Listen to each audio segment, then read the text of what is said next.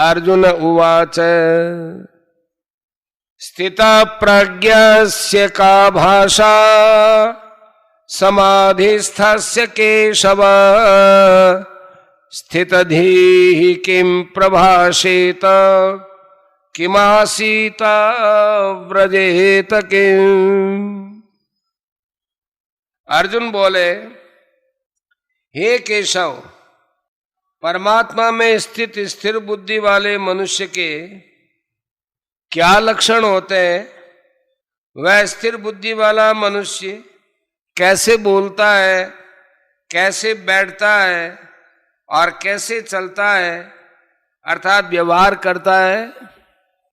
व्याख्या, यहां अर्जुन ने स्थितप्रज्ञ के विषय में जो प्रश्न किए हैं, इन प्रश्नों के पहले अर्जुन के मन में कर्म और बुद्धि को लेकर शंका पैदा हुई थी, परंतु भगवान ने 52वें 53वें श्लोक में कहा कि जब तेरी बुद्धि मोह कलिल और श्रुति प्रतिपत्ति को तर जाएगी तब तू योग को प्राप्त हो जाएगा।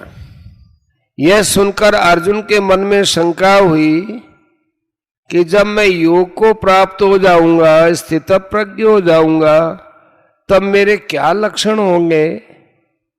अतः अर्जुन ने इस अपनी व्यक्तिगत शंका को पहले पूछ लिया और कर्म तथा बुद्धि को लेकर अर्थात सिद्धांत को लेकर जो दूसरी शंका थी उसको अर्जुन ने स्थितप्रज्ञ के लक्षणों का वर्णन होने के बाद तीसरे अध्याय के पहले दूसरे श्लोक में पूछ लिया।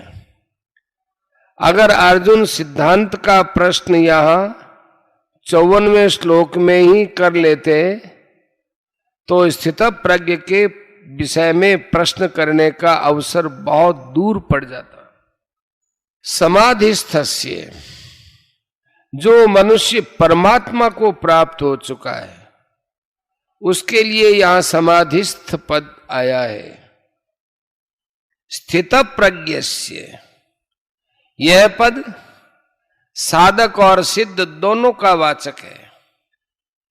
जिसका विचार दृढ़ है, जो साधन से कभी विचलित नहीं होता, ऐसा साधक भी स्थितप्रज्ञ है। और परमात्म तत्व का अनुभव होने से जिसकी बुद्धि स्थिर हो चुकी है, ऐसा सिद्ध भी स्थितप्रज्ञ है। अतः यहां स्थितप्रज्ञ शब्द से साधक और सिद्ध दोनों लिए गए। पहले 41वें से 45वें श्लोक तक और 47वें से 53वें श्लोक तक साधकों का वर्णन हुआ है।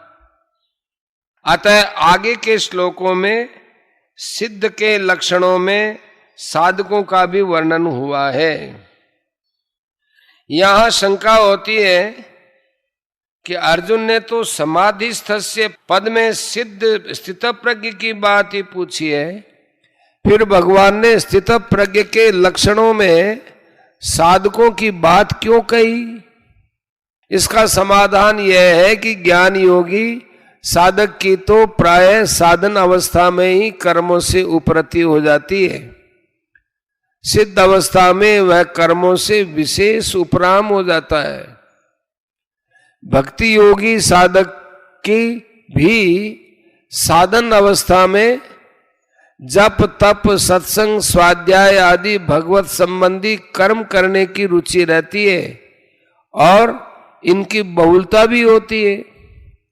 सिद्ध अवस्था में तो भगवत संबंधी कर्म विशेषता से होते हैं।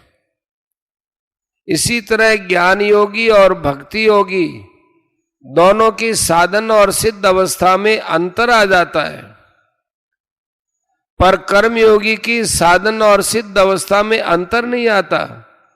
उसका दोनों अवस्थाओं में कर्म करने का प्रवाह ज्यों का त्यों चलता रहता है, कारण कि साधन अवस्था में उसका कर्म करने का प्रवाह रहा है और उसके योग पर आरूढ़ होने में भी कर्म ही खास कारण रहे हैं।